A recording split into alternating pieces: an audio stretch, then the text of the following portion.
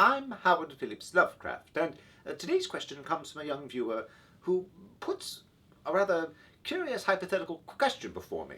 Should I find myself in the unenviable position of being kidnapped, what personal possession would I choose to bring with me?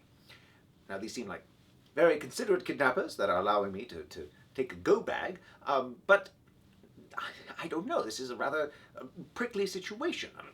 Those who know about my life know that I was very attached to my things.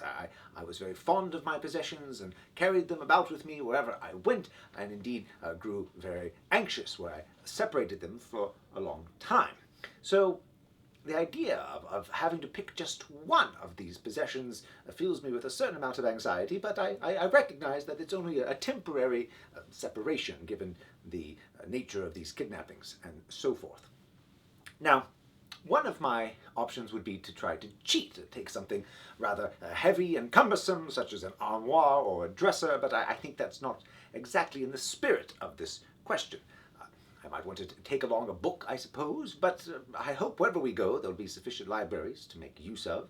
One thing would be to take one of these smart cellular phones, which has all the satellite tracking technology, but I imagine kidnappers in this modern day are rather aware of these tricks and would be prepared for it. So, with all of those considerations, I think there really is only one choice. I would bring along PH. We going on a road trip?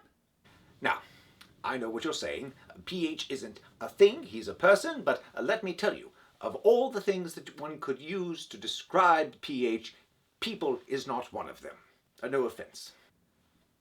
None taken. You see, PH brings with him a whole host of unsavory skills that I think would be rather useful in this predicament. Plus, we could swap jackets and have a real parent trap situation going on, and if worst comes to worst, I can simply just let him loose, and no doubt the kidnappers will be tired and sick of him and return us home post-haste.